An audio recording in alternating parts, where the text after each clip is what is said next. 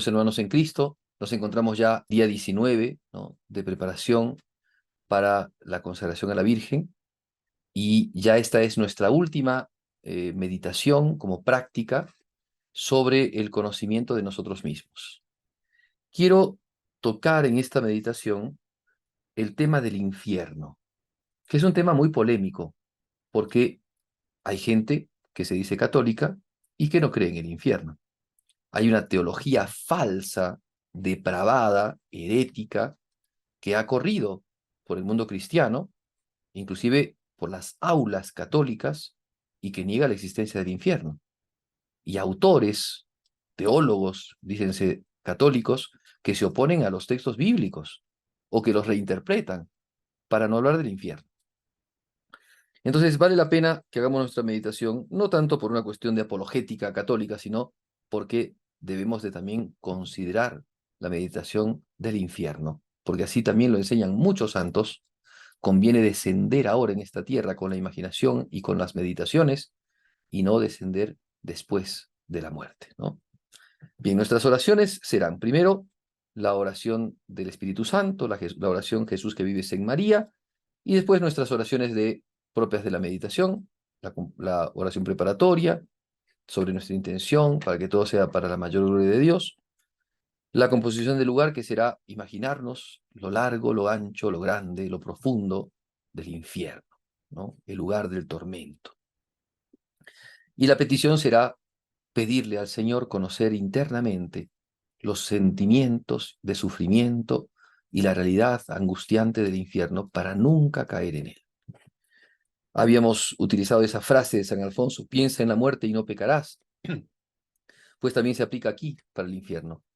Piensa en el infierno y te convertirás y te arrepentirás de tus pecados. Había una saeta antigua española que cuando los misioneros iban por los pueblos predicando, la iban cantando para que la gente se acuerde de estas frases, ¿no?, con canción, y que recordaran su vida, ¿no? Pecador, no te acuestes en pecado, no sea que amanezcas condenado. Muy bien. Primer punto sobre esta meditación, sobre el infierno. El infierno sí que existe. Esa es la primera cosa que debemos decir. El infierno sí que existe, y debemos de nosotros contemplar qué cosa es. Y tenemos textos abundantes. Yo voy a mencionar solamente algunos textos. No, uno puede buscar ahora, miren, en estos buscadores que hay electrónicos, ¿no?, en las aplicaciones de la Biblia, pueden ustedes encontrar todas las citas acerca del infierno. Ponen ustedes infierno y les va a salir toda la cita del infierno. Yo voy a utilizar algunas solamente como probatorias, ¿no?, de la revelación cristiana acerca del infierno. Cristo, hablando acerca de los pueblos que no se convertían en Galilea, habló de varios pueblos, y entre eso mencionó a Cafarnaúm. ¿Y tú, Cafarnaúm, crees que vas a levantarte hasta los cielos? Pues al infierno serás abatida. San Lucas 10:15. Otra cita de San Pablo: y eso de que subió, que es sino también que había descendido primero a las partes más bajas de la tierra. Nosotros cuando rezamos, ¿no?, que descendió a los infiernos, Efesios 4:9.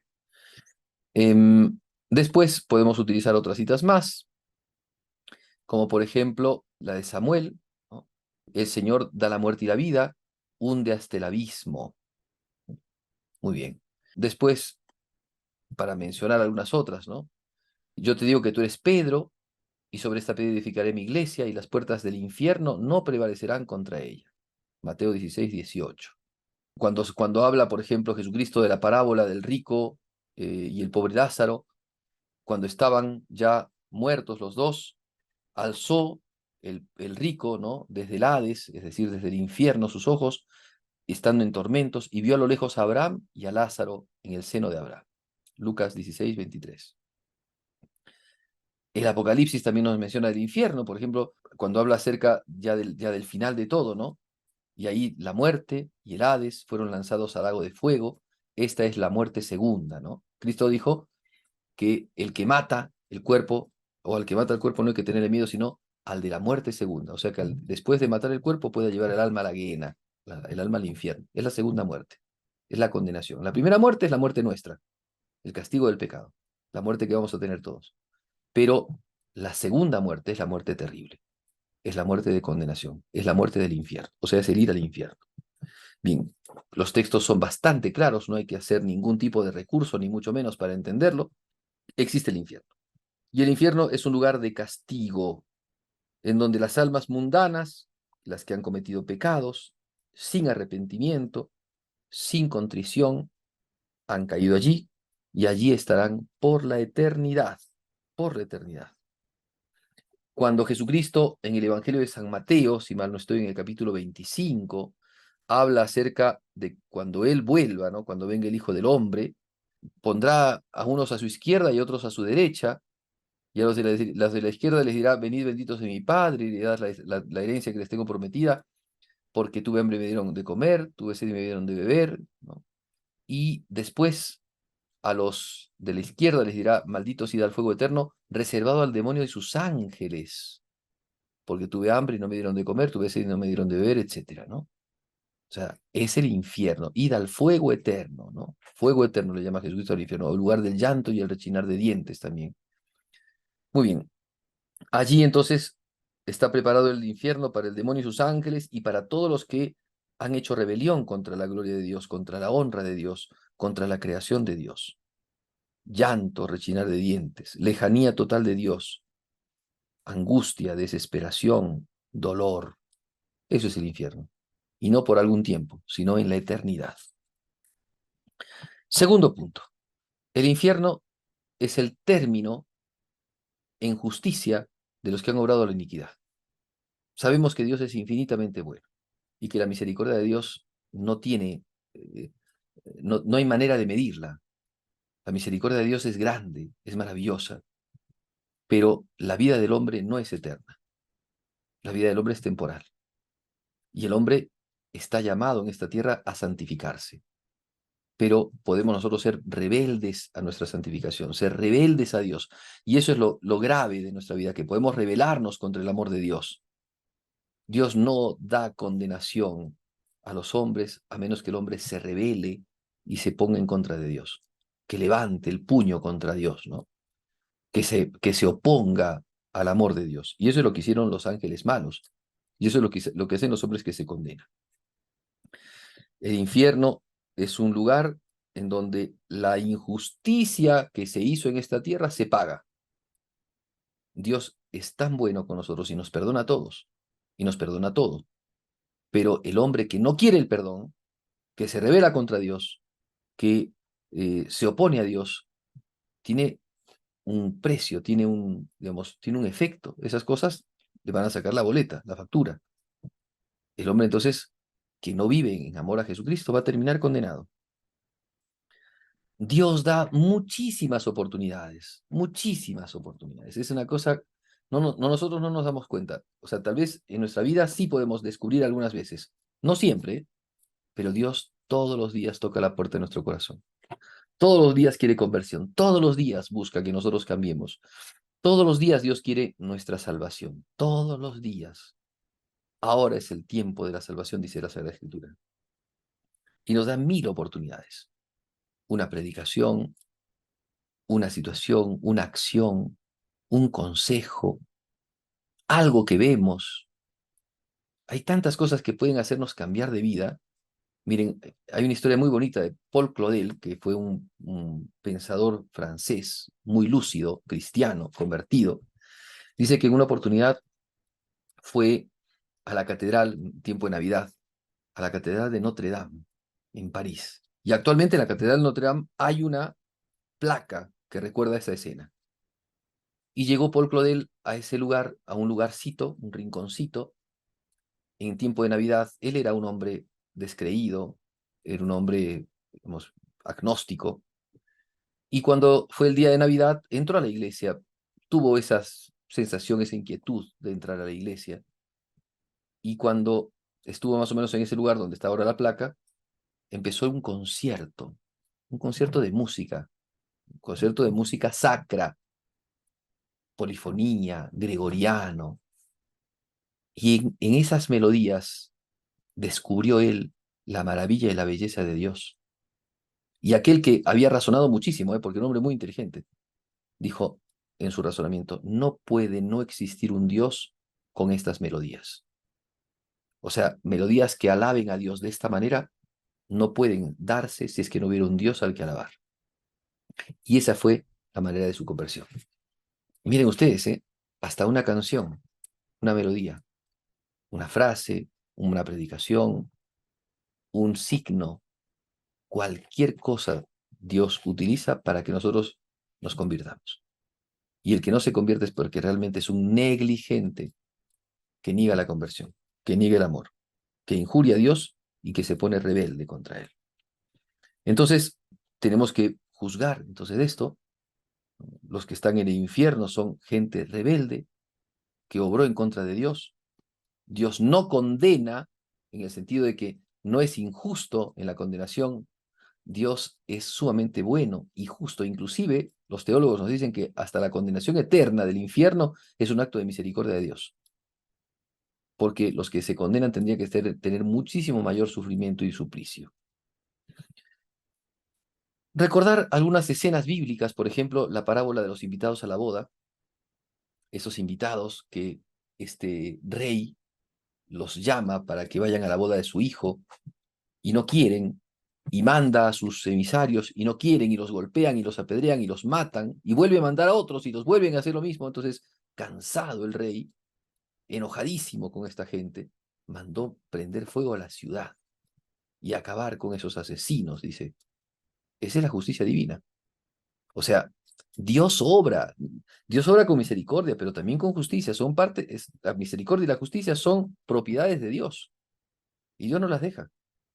Es muy bueno con nosotros, pero para el que no quiere el bien, para el que no quiere conversión, ¿qué le va a dar Dios? Dios no le puede dar misericordia a quien no quiere misericordia, a quien rechaza, renuncia y es reacio a la misericordia. Entonces, ¿qué le da? Justicia. Y en razón de la justicia, condenación. Porque nosotros no somos justos porque nosotros seamos buenos. Somos justos porque Dios nos hace justos. Somos justos porque tenemos la gracia de Dios, que es un regalo divino, y tenemos que ser fieles a ello. Pero si es que no somos fieles a ello, entonces nos viene la condenación. Dios, Jesucristo dice, ¿no? El rey montó en cólera, no quiso más invitarlos a las bodas porque no eran merecedores de las bodas y los mandó matar porque eran agentes de iniquidad. Muy bien. Siguiente puntito. El infierno está, teológicamente, está manifestado en dos tipos de pena. Y aquí hay que tener cuidado con las palabras, ¿no? Porque cuando uno comete pecado, uno realiza una ofensa y por tanto tiene una culpa, pero también se hace reo, es decir, tiene que penar. Pues bien, existen dos tipos de pena en el infierno. La pena de daño y la pena del sentido. ¿Qué es la pena de daño? La pena de daño es la mayor de las penas, es la pena más tremenda, más horrible que hay, que es la lejanía de Dios. El que está en el infierno tiene un deseo inmenso de felicidad, pero nunca podrá alcanzar la felicidad. Tiene deseo de Dios, pero nunca podrá llegar a Dios. Y no es que Dios no se lo pueda dar, sino Él no quiere. Ha quedado fijada su voluntad, ha sido tan reacio a la voluntad de Dios que ha quedado fijada su voluntad en ese no querer. Quiere ser feliz, pero no lo quiere Dios. Anhela a Dios, pero no lo quiere. Anhela a Dios, pero no quiere pedir perdón. Su orgullo, su soberbia, su terquedad ha llegado a tal grado de que no quiere. Y ahí ya no hay cosas en que distraerse. En esta tierra podemos nosotros distraernos en las cosas de la tierra, pero al morir ya no hay distracciones. Se desea la felicidad con todo el alma, pero está frustrada. No se quiere a Dios, no se quiere convertir. Y entonces esa contradicción y esa negación y esa ausencia y ese vacío es el que viven los que están condenados. Tremendo, tremendo, tremenda infelicidad. Su inteligencia, la inteligencia del ser humano está dirigida a la verdad y su voluntad está tendiente siempre a la bondad y ellas a la belleza, al descanso, a la paz. Pero en el infierno no tendrán nada de eso, nada de eso. Lo han repudiado toda la vida y lo repudian toda la eternidad. Quisieran alcanzar el cielo y gozar de Dios, pero siguen maldiciendo a Dios porque les ha dado el infierno por sus muchos pecados y no quieren salir de allí porque no quieren dejar el pecado. La culpa los remuerde y es como cuando una persona vive del pasado, ¿no? Si hubiera pasado esto, si hubiera pasado lo otro, si hubiera hecho así, si hubiera hecho así, ya andan pensando mil cosas, pero su corazón no tiene arrepentimiento. Entonces terminan en la conclusión de que están allí y están allí, sometidos, ¿no? Sometidos. La pena de daño es lo más grave que puede haber porque nuestro corazón arde, como decía San Agustín, hasta descansar en Dios, y ellos no tendrán descanso jamás porque nunca llegarán a Dios. Es la pena más grave, la pena más grande, estar en el infierno. Último puntito. La segunda pena que se tiene en el infierno es la pena del sentido, que es tal vez lo que nosotros más popularmente hemos escuchado del infierno, ¿no? Cuando uno por allí ha leído la Divina Comedia, Dante ha imaginado con muy buen sentido, ¿no? Los pecados, los círculos del infierno, ¿no? Los pecadores de tal tipo de pecados, de lujuria, de traición, los pecados contra la fe, los pecados contra la caridad, bueno, están en distintos círculos de mayor dolor, de mayor sufrimiento. El infierno es un lugar de tremendos tormentos, llanto y rechinar de dientes, dice Jesucristo. Fuego eterno que calcina, que quema. Decían los santos antiguamente, el infierno es un lugar de tormento en donde el alma se quema sin consumirse. Y los dolores de este mundo son como sombras del dolor agudo que se siente en el infierno. San Juan de la Cruz, si mal no estoy, dice que una vez se quemó la mano y Dios le hizo ver de que esa quemadura era solamente una sombra, una especie de imagen de lo que es el dolor que se siente en las brasas del infierno. Muy bien. Pensar de que nosotros, si no obramos el bien, tenemos un lugar en el infierno. Jesucristo dijo, me voy a buscaros sitio, ¿no? Y cuando haya encontrado sitio para ustedes, volveré. Pues el infierno también tiene un sitio para nosotros si es que no nos convertimos. De hecho, cuenta Santa Teresa de Jesús que en una visión le mostró Jesucristo cuál era su lugar en el infierno si es que ella no se convertía. Pues tenemos nosotros también un lugar en el infierno si es que no nos convertimos, si es que no crecemos en amor a Jesucristo. Muy bien, terminemos entonces nuestra meditación con una oración, con un diálogo con Jesucristo, un coloquio con Jesucristo en la cruz, que vino a este mundo para romper con el infierno, para librarnos del infierno, para librarnos del castigo eterno. Y roguémosle al Señor con todo amor su misericordia, que sea siempre misericordioso con nosotros, que nunca nos haga caer en pecado, que nunca permita que nosotros por fragilidad o debilidad caigamos en pecado para no ir al infierno, que nosotros el terror que le tenemos al infierno nos haga a nosotros nunca ofenderlo, nunca faltarle, ¿no? Decía San Ignacio de Loyola cuando da la meditación del infierno, ¿no? Si del amor de Dios, o sea, meditar el infierno para que si yo del amor de Dios me olvidase, al menos las penas del infierno impidan que yo no caiga allí. Pues bien, se trata de todo, ¿no? De buscar todos los medios para nosotros llegar a la salvación. Terminar entonces también con el acordaos a la Virgen y el Ave María Estela, perdón. Nos encontramos el día de mañana.